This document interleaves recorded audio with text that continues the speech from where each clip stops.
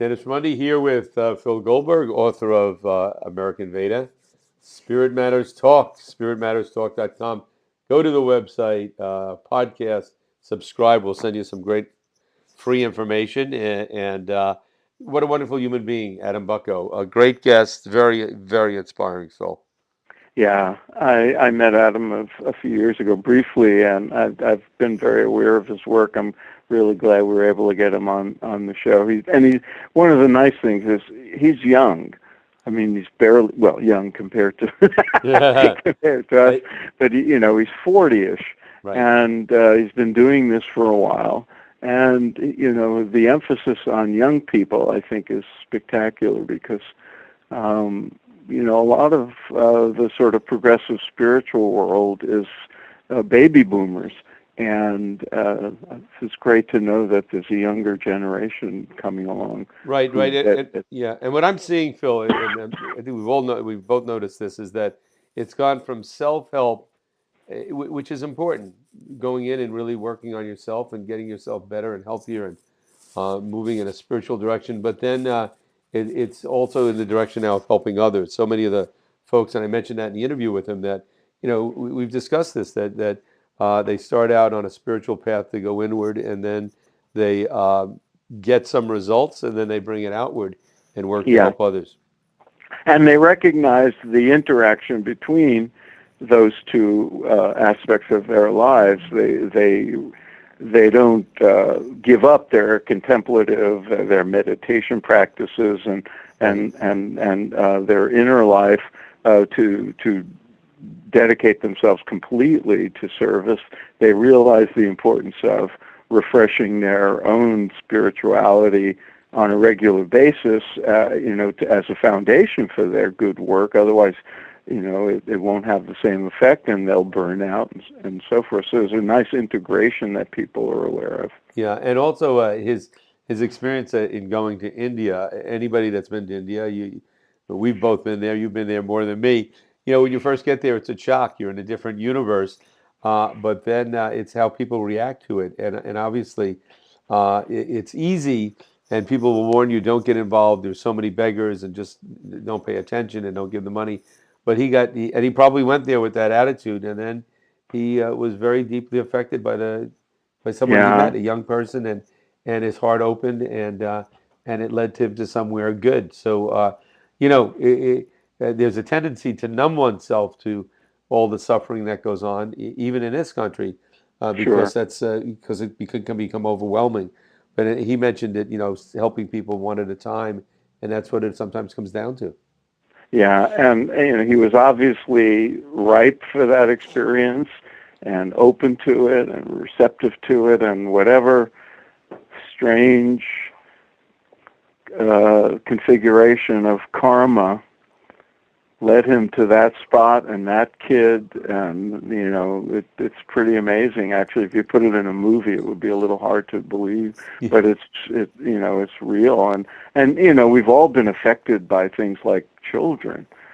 Children can just zap your heart in an right. unexpected way. I mean, I've experienced that. And so this obviously was incredibly powerful and changed the course of his life. Right, and I also, you know, what he talked about in terms of when they work with young people, not just giving them job training, not just training them for a minimum wage job, but also giving them a spiritual tool so that they can grow as people, so they can have a deeper inner awareness how important that is, and also for so many of the kids they work with, for healing them, giving them methodologies, spiritual techniques to heal, because like you said, so many of these kids. Have had abusive backgrounds. And what did he say? 40% came from, identified as LGBT, Yeah, that and they was were thrown surprising. out. And I've heard that from other people. They live in the Midwest, they live in wherever in the country, and their families reject them. They run away from Yeah. home because of their sexual identity, and then they're left to the streets of New York or Chicago, wherever where they wind up, and that's very dangerous.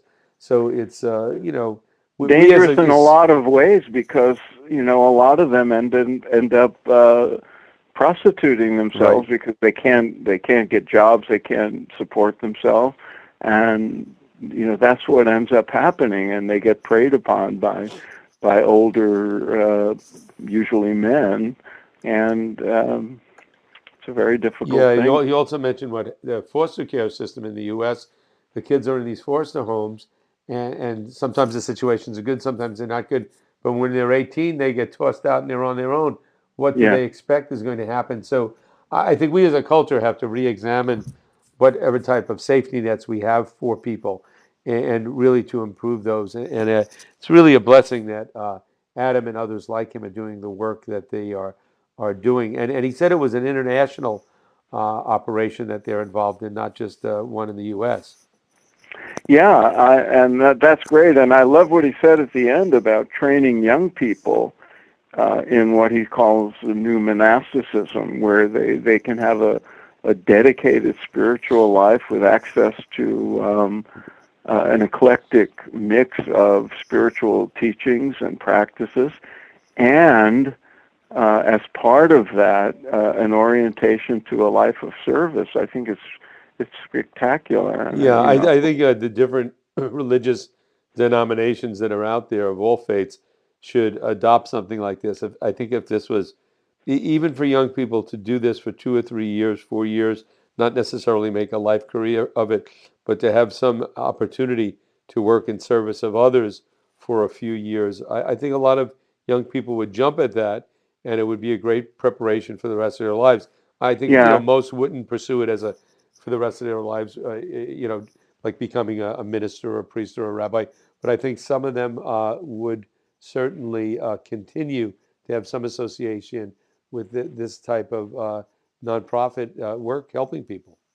yeah. And one of the other interesting things about it is, every established religious tradition has ways for people to engage in service and charitable work and so forth, and in some cases dedicate their lives to it.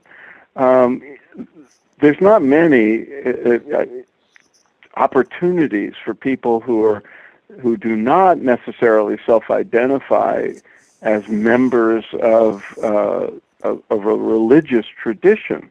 This whole world of interspirituality and spiritual but not religious, it hasn't had time to form communities and institutions where that channel that kind of energy.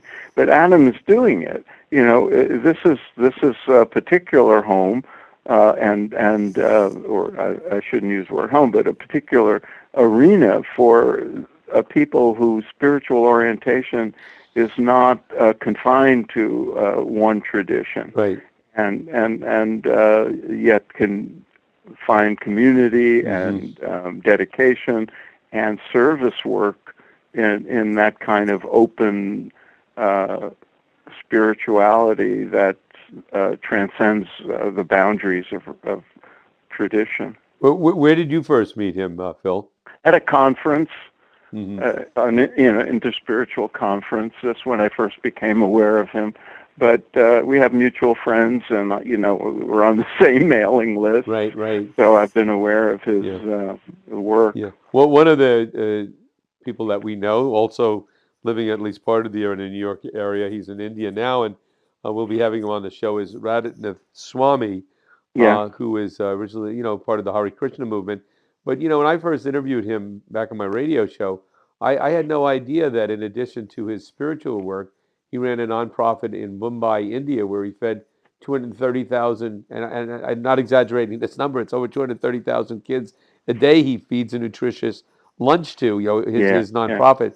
So again, to know that this stuff goes on, to support these people, encourage them, and there's probably people out there in our listener land, especially younger people who'd like to get it, maybe older people too, that like to get involved, and there's yeah. opportunities to actually do that.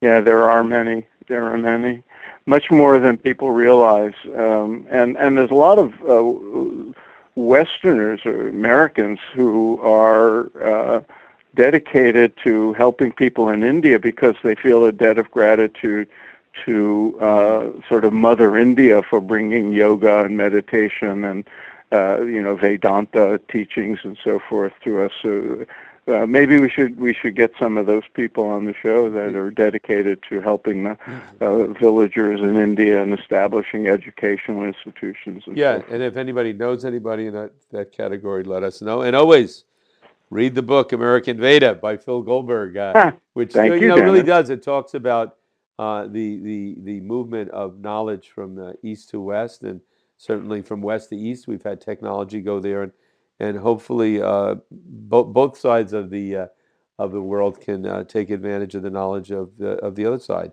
In terms All of right. spirituality and technological development.